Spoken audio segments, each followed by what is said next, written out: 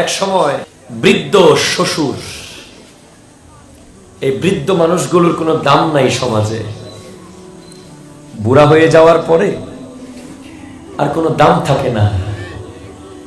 সন্তান বড় হয়ে গেছে, অফিস থেকে এসে সে অনেক টায়ার্ড, বাবার সাথে কথা বলার টাইম তার নাই। নাতি নাতনি আধুনিক ইংলিশ গ্রামার স্কুলে পড়ে, দাদা তো আর এগুলো বুঝে না। দাদা এক সময় সমাজের অনেক বড় রাজা দিরাজ ছিল, সমাজের মেম্বার ছিল, চেয়ারম্যান ছিল, সর্দার ছিল। কিন্তু আজকের দাদা যত বৃদ্ধ হচ্ছে তত অসহায় হয়ে যাচ্ছে, যেন বার্ডেন। কিন্তু ওই সন্তানকে জানা উচিত, তোমাদের সবার বোঝা উচিত আগামীকাল তুমিও দাদা হবে। কথা বলো ঠিক না? এক স্ত্রী তার স্বামীকে ফোর্স করলো যে ঘরের মধ্যে হয়তো তোমার বাবা থাকবে অথবা আমি থাকব। তোমার বাবার পেরেশানি আমি আর সহ্য করতে পারি না। বলে কি পেরেশানি? তোমার বাবা সকালবেলা ঘুম থেকে ফজরের নামাজের সাথে সাথে চা চায়, ঠিক কিনা? তোমার বাবা সকাল 10টা হতে আবার একটু নাস্তা খুঁজে। তোমার বাবা দুপুরে আমরা 2টা 3টা বাজে খাই, তোমার বাবাকে নামাজের সাথে সাথে ভাত দিতে হয়। তোমার বাবা বিকালে আবার চা চায়, সন্ধ্যার পরে তাকে আবার ওষুধ দিতে হয়। রাত্রেবেলা এশার নামাজের সাথে সাথে তার খাবার তৈরি করতে হয়। এশার নামাজের পরে কি রাত হয়? রাতের 12টার পরে না রাত শুরু হয়? জোরে বলেন নাউজুবিল্লাহ, জোরে বলেন না। বলে তাকে নিয়ে যাও। It is quite impossible for me to tolerate your father. তোমার বাবাকে সহ্য করা আমার পক্ষে সম্ভব নয়। তাকে ঘর থেকে কোথায় রাখবে রেখে আসো, না হলে আমাকে রাখো। একটা বড় নামকরা শিল্পী নচিকেতা, সে গেয়েছে একটা গান খুব সুন্দর করে। ছেলে আমার মস্ত মানুষ, মস্ত অফিসার, মস্ত ফ্ল্যাটে যায় না দেখা এপার ও ওপার। আমার ব্যবহারের সেই আলমারি আর আয়না, এসব নাকি বেশ পুরনো, ফ্ল্যাটে রাখা যায় না। জোরে বলেন না নাউজুবিল্লাহ। এক সময় সন্তান বাধ্য হয়ে, ছোট নাতি আছে না নাই? দাদার নাতিও আছে। নাতিকে নিল, মানে সন্তান তার সন্তানকে নিল এবং নিজের বাবাকেও সাথে নিল। বলে চলো আব্বা তোমাকে বেড়াতে নিয়ে যাব।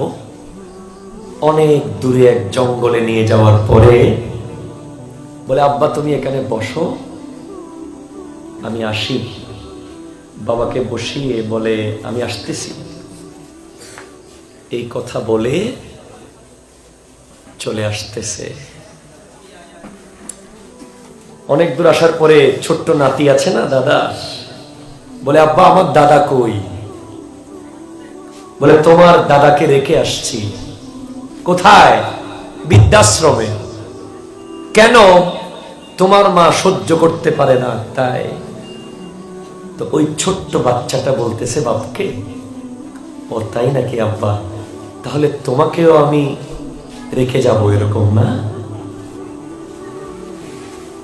তাহলে তোমার বয়স যখন আমার দাদার মতো হবে তখন আমিও তোমাকে রেখে যাব, তাই না বাবা? ওই সন্তান সাথে সাথে অঝরে কান্না করে বলে না বাবা,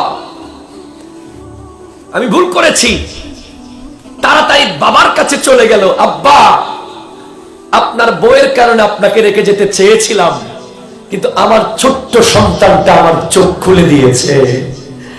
আমি যদি আমার বাবাকে রেখে যাই, কালকে আমার ছেলে আমাকে রেখে আসবে। কথা বলেন ঠিক কিনা? আরো যদি হাত তুলে বলেন ঠিক কিনা? সন্তান যদি নসিবে নাও থাকে, পুত্র সন্তান, আল্লাহ পুত্র দেবে এই জন্য যাতে সে তার বাবাকে যে কষ্ট দিয়েছে সে যেন সেই কষ্টটা বুঝতে পারে। দাদাকে গিয়ে বাবার কাছে গিয়ে বলে, আব্বা আমার ভুল হয়ে গেছে, বাবা আমাকে একটু মাফ করে দেন, আমি আপনাকে নিয়ে যেতে এসেছি। তখন ওই বৃদ্ধ বাবা কেঁদে কেঁদে বলে, আমি জানতাম তুই আমাকে নিতে আসবি, তুই আমাকে রেখে যেতে পারবি না, কারণ আমি আমার বাবাকে রেখে যাই নাই।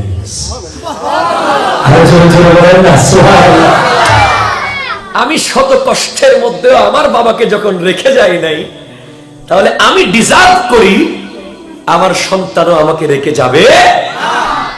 ওই বাবার পায়ের জুতা পরিবর্তন করার সুযোগ কোনোদিন হয়নি। কথা বলেন ঠিক কিনা? মাথার ঘাম পায়ে ফেলে তোমাকে বড় করেছে সারা জীবন, নিজে না খেয়ে তোমাকে খাওয়াইছে। সেই বাবাকে নিয়ে আজকে ভাগাভাগি সমাজে আসে না নাই? আমার আল্লাহ বলতে লাগলেন, ওয়াকাযা রাব্বুকা আল্লা তা'বুদু ইল্লা ইয়াহু ওয়া বিল ওয়ালিদাইনি ইহসানান। আমার আল্লাহ আদেশ করছেন ইবাদত করবে। ইবাদত কার? আর যদি বলেন কার? আল্লাহ ছাড়া আর কারো ইবাদত করা যাবে না। আল্লাহর ইবাদতের পরে বাবা মার প্রতি সন্তানের সৎ আচরণ করা হচ্ছে নামাজের পরের কাজ।